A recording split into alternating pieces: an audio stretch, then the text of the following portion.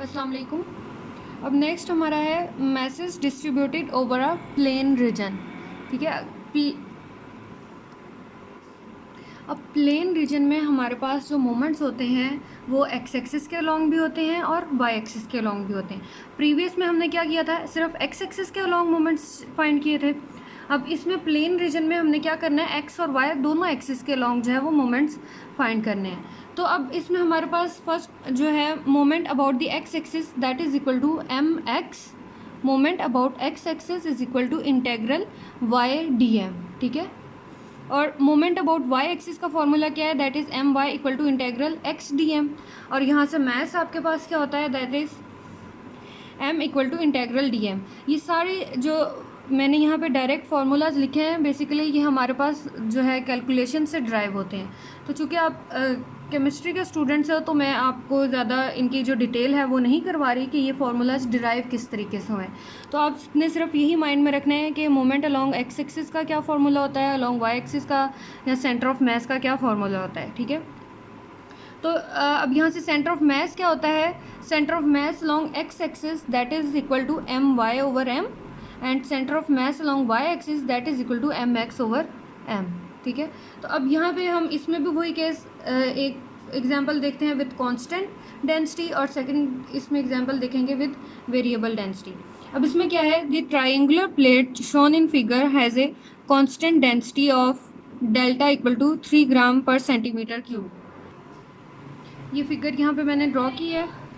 अब इसमें आपने क्या फाइंड करना है, find the plate's moment M Y about Y axis and the plate's mass आपने कैलकुलेट करना है and the X coordinate of plate centre of mass calculate करना है। ठीक है। तो अब फॉर्मूला आपके पास क्या है, हमने फर्स्ट क्या कैलकुलेट करना है, moment about Y axis calculate करना है। एम वाई का यहाँ पे फॉर्मूला गिवन है इंटेग्रल एक्स डी एम। तो integral X D M calculate करने से पहले हम अकॉर्डिंग टू फिगर हम देख लेते हैं कि हमें फिगर में क्या क्या चीज़ें गिवन है। ठीक है। तो फिगर में हमारे पास हमने इसकी लेंथ देखो कि ये जो आपने स्ट्रिप आपको गिवन है, ये इसकी लेंथ क्या है, दैट इज़ 2x और इसकी विड्थ क्या होगी, दैट इज़ dx। तो यहाँ से आपके पास आप एरिया कैलकुलेट कर सकते हैं, length into width that is, यानी यहाँ पे इसकी विड्थ ये क्या है, दैट इज़ dx। तो लेंथ इंटू विड्थ आपके पास यहाँ से एरिया आ जाएगा। ठीक है। तो इस स्ट्रिप का एरिया यहाँ से क्या आ गया, 2x dx। और mass that is equal to dm और मैस किसके इक्वल होता है, डेल्टा dA। सिंपल मैस की बात हो रही है, अभी यहाँ पे जो है प्लेट की बात नहीं हो रही। अगर उसकी बात होती फिर हम इंटेग्रल अप्लाई करते हैं। अभी सिर्फ जो है हम इस फिगर के अकॉर्डिंग इसका मैस कैलकुलेट करें। तो मैस डेल्टा की वैल्यू आपको यहाँ पे गिवन है, that is 3 gram per centimetre. और dA हमने इसीलिए dA कैलकुलेट किया, मीन्स एरिया इसलिए कैलकुलेट किया ताकि हम डेंसिटी फंक्शन जो है उसको कैलकुलेट कर सकें। तो इस फिगर के अकॉर्डिंग इस स्ट्रिप की हमारे पास मैस क्या आ गया, दैट इज़ 6x dx। ठीक है। और नेक्स्ट अब इसमें यहीं से हमने इसका centre of mass, distance of centre of mass from Y axis वो कैलकुलेट किया है, that will be equal to x। ठीक है। तो अब यहाँ से हम the moment of strip about Y axis, moment of strip about Y axis उसका क्या फॉर्मूला है, एक्स डी एम है। इंटीग्रेशन अभी अप्लाई नहीं करें, एक्स डी एम, एक्स हम यहाँ से कैलकुलेट किया है, X is equal to X है।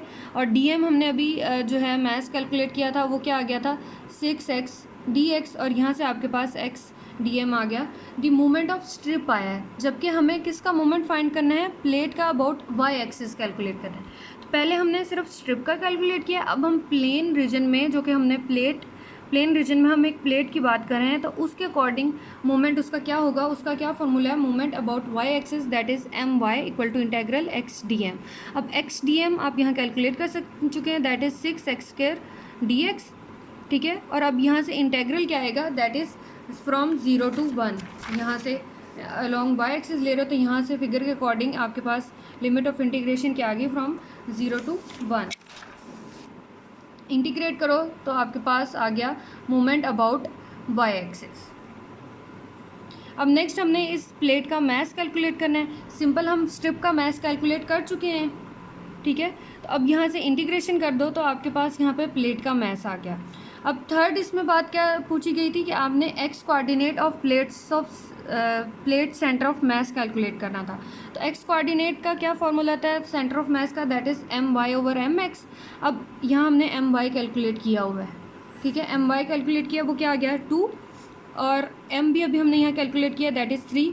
तो अकॉर्डिंग टू सिंप्लीफिकेशन हमारे पास सेंटर ऑफ मैस आ गया at X coordinate of this plate that is 2/3 centimetre. ठीक है, तीनों चीज़ें फाइंड आउट हो गई। अब सेम इसी पैटर्न पर हम इसका कैलकुलेट कर सकते हैं M X means moment about X axis, और फिर उसी के according Y coordinate of plate centre of mass, ये आप इसको कैलकुलेट कर लें। ठीक है, सिंपल, आपको फार्मूलाज याद होना चाहिए। पहले अकॉर्डिंग टू फिगर हमने इसकी फिगर के अकॉर्डिंग ये जो एक स्ट्रिप ली है उसकी लेंथ ली है y = 2x। इस स्ट्रिप का हमने पहले मोमेंट कैलकुलेट किया है, फिर इसका मैस कैलकुलेट किया है। जब ये स्ट्रिप की चीज़ें आ गई हैं हमारे पास, तो उन चीज़ों को यूज़ करके हमने इस फुल प्लेन का हमने जो है वो मोमेंट और सेंटर ऑफ मैस कैलकुलेट किया है। ठीक है, होपफुली ये समझ आ गया होगा। Okay, thank you so much.